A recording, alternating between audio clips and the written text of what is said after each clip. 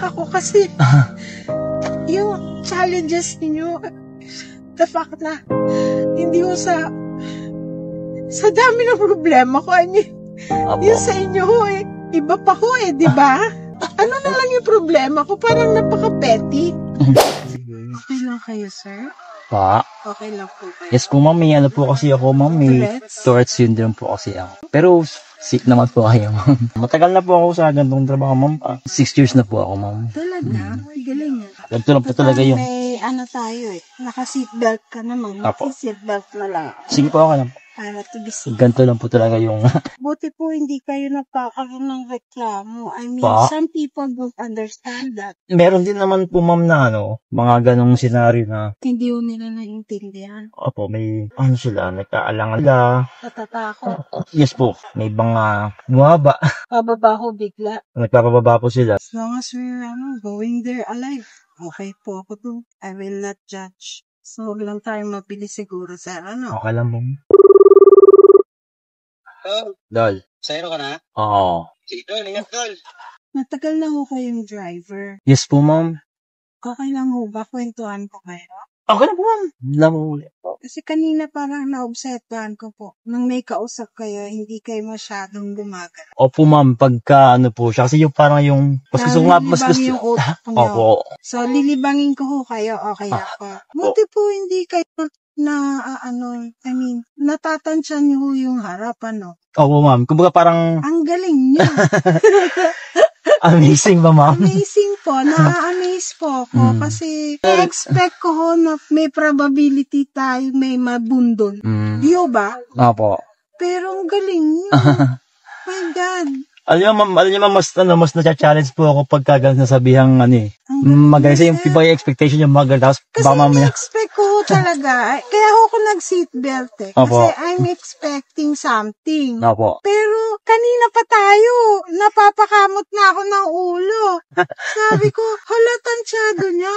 Ako nga ho, I'm a driver also. Ako nga I have difficulty pa in making tansya regarding yung kaharap ko. I have to make lookout pa. Opo. Pero kayo, I mean, my God, ang galing niyo po. And the Thank fact you po. na nakaka-drive kayo sa Makati, my God. Isa na rin mong amazing yan. With all the Tourette's. Sa daming ano po talaga. Ba, sir? Pero kasi ganun po kasi ma'am, yung mga test po namin, kumbaga parang, depende po sa nagiging mood namin eh. Pag nakakalma po ako, mas nababawasan siya. Oh, so how can we make you kalma? I mean, kanina kasi I'm observing lang, nakikinig lang ako dun sa kausap ko. Opo. Kalmado kayo dun. So, Opo. he calms you. Pero hindi ko kayo nababangga. Wala namang ma'am. May nangyari sa amin sa aksidente, pero ako po yung binangga ng motor sa tagiliran. Oh my God, wala pa ako kayo nababangga. Wala mang pa-U-turn ako, ma'am. Anak ng putak Yun po yung yan. May naba. My God. Opo. Hindi, di ho ba, sir? Opo. Amazing! My God! Nakakatuwa Amazing. naman, nakakaiba. First time ko po kasi kayong makasakay. Nang ganito po. Sa dami ho ko nang nasakyan na Grab. Siyempre ho, hindi nyo po maalis mas scared. Opo. Pero ako kasi, nasa-challenge din ako. Ayoko din namang, para sa akin, disrespectful din po na to judge. Opo. Kaya I gave you the chance. Kasi Opo. sabi ko nga, hindi ka naman pagdadriving kung hindi ka magaling. Hindi lang po magaling, ma'am. Siguro maingat lang po talaga. Prayers na rin po talaga. Opo, the best po yan. Una po talaga yung dasal po talaga. Kasi syempre, lahat po tayo kailangan kumita. Opo, ma'am. Yun po talaga, ma'am. Hindi ko maintindihan. Natutuwa ako sa inyo. Opo. Kasi, kumbaga parang ma'am, isa talaga, ang hirap naman talagang ipatunayan sa iba na kaya mo. Kaya mo. Pero kumbaga parang gusto mo lang din naman sumabay, maghanap buhay kasi alam sa sarili mo na kaya mo. Hindi talaga maiwasan na minsan may mga pangyayari na parang hindi sila magtitiwala sa'yo. Parang alam mo yung kakayanan mo parang bibigyan hanggang hindi mo kaya, hindi ko pwede sa itong platform, hindi ko pwede rito. So wala kang magagawa, di ba? Sorry yun, naiiyak ako kasi yung challenges ninyo, the fact na hindi ko sa dami ng problema ko, I mean, yung sa inyo ho iba pa ho di ba? Tapos makikita ko kayo ganito, I mean, ano na lang yung problema ko, parang napaka-petty. Kaya parang na-amaze po ako sa inyo. Congratulations po talaga. Thank you po, ma'am. maging... Pero yung kumbaga pa, ma'am, sana yung luha nyo, hindi siya luha ng awa. Kasi hindi yung luha ng awa ko. hindi naman kami namihingi ng awa, ma'am. Natutuwa ako. Naiiyak ako sa sarili ko kasi parang ako pa yung nakakahiya. I mean, sa dami ng problema ko na nagsiself-pity ako ngayon dahil sa mga problems ko sa bahay. Tapos kayo ma-encounter ko. I mean, sa akin ako naiiyak sa sarili ko.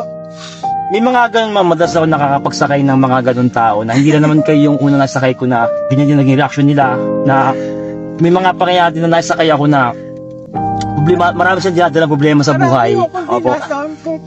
Pero alam niyo yung yung way ni God, ma'am, na napakabuti sa atin ni Lord, na parang dadaling ka niya sa isang bagay na para makilala mo yung sarili mo. Kaya nga. Na parang, alam mo yun, ma'am, na parang yung mensahe niya na hindi ka dapat para panghinaan sa buhay mo, hindi ka dapat mawala ng pag-asa. Huwag ka magpadala sa problema mo kasi may mga tao na kung titignan mo mas mabigat yung problema para sa'yo, pero chill lang sila. Kaya nga. Kinakaya nila. Na parang kung hindi naman yung problema mo kayang-kaya, pero diba? Yun yung palaging sa atin ni Lord. Kumaga parang hindi ka naman haharap sa isang matinding hamon sa mga problema, pero handyan siya eh. Oo nga. Handyan si Lord eh. Hindi ka niya iiwanan. Opo. Hindi ka man niya makausap. Gagawa siya ng isang paraan na parang inyong mensahe niya, parang Totoo. kinakausap ko na rin niya sa kilos, sa gawan, sa mga nakikita mo. Tama. Ganun po talaga kaan si Lord. Bigla ako naiyak kasi sabi ko, ang dami kong problema ngayon, pero the fact na kayo okay lang. I mean, kaya nga, isa sa nagpapasalamat ko, kumbaga parang, ganito ako, meron akong ganitong syndrome, may Tourette's ako. Pero, alam niyo na, nakita ko yung purpose ko sa mundo eh. Opo. Na parang, Lord, ginagamit mo ba ako para magbigay inspirasyon sa mga tao, sa iba. Totoo po. Kaya, parang nakakatuwa, ma'am, na parang, salamat. Yung nangyari sa akin, hindi ko siya parang sinisisi na, bakit ako yung binigyan mo? Bakit ganun ako meron ganito? Pero, mga parang naiyak ko siya, Lord, thank you. Kasi kung hindi ako ganito, wala akong ganito, ano kaya yung maging purpose ko sa mundo? Yun nga ako eh. Diba? Ano kaya magiging maaambag ko sa atin, diba?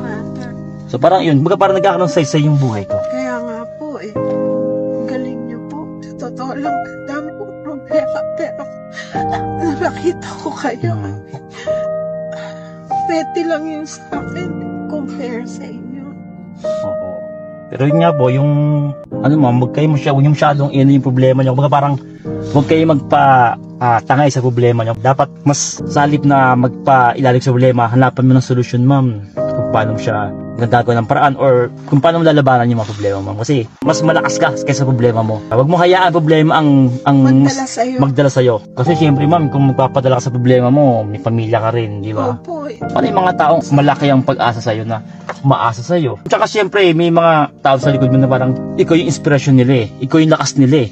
Yun nga ako Diba? eh. Tapos makita nilang ganyan ka, mahina ka. Sa tingin mo sa sila kakapit, ma'am, kung makita nilang ganyan ka. Kaya, diba? Iyakin pa naman. Kaya dapat ma'am, palagi pakitang, ka, malakas ka. Diba? Kasi parang yun susundan nila eh. Diba? Yung mga anak nyo, ma'am, siyempre. Mga anak ko. Opo, parang ang mama ko, matibay yan. Hindi basta-basta magpapatalo sa mga kanyang problema. Siya yung iniidolo ko. Kasi kung paano siya maharap sa mga problema, sa mga pagsubok, hindi basta-basta sumusuko. Kasi pag ka ng pamilya mo na ganyan ka, parang dadal din nila yung problema mo eh. Sila rin magdadala nun, parang ang bigat ng problema namin. Kahit na hindi naman sila doon, dadal nila yung problema, parang ang bigat ng problema ng mama ko. Kasi sila naman problema. Diba? Mag-aral sila, parang wala sila sa wish kasi naisip nila yung mama ko, ang bigat ng pinadala ng problema. Kaya kung nakita niya palaging masaya rin sila. So, ganun dapat, ma'am. Ganun dapat tayo. Huwag tayo magpatangay sa problema. Sabi ko nga sa mga ibang nakakausap ko, hayaan mo yung problema, mamoblema sa'yo. Kaya sabi nga, tawanan mo yung problema sa paraang gumagawa ka ng solusyon.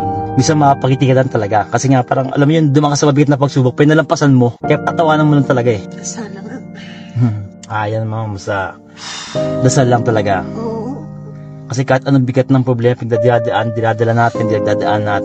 Alam ni Lord yun eh. Alam ni Lord yung mga dinadala natin eh. Alam niya yan eh. Sir, Thank you po. God bless po. Ingat po. Kamusta pakiramdam niyo, ma'am? Okay na? Opo, thank you po.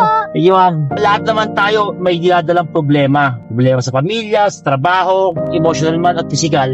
Lahat tayo may dinadalang problema sa ganyan. Wala siguro tao sa ating hindi na problema, lahat meron eh. Ang pinakamaganda talaga dyan, ipagkatiwala mo kay Lord, isuko ko sa Kanya. Kasi kahit anong laking problema, anong bigat ng problema mo, basta matibay pa ang panataya mo, isuko mo kay Lord, kahit gano'ng kabigat yan, kahit gano'ng pakalaki yan. Kaya solusyonan ni Lord yan.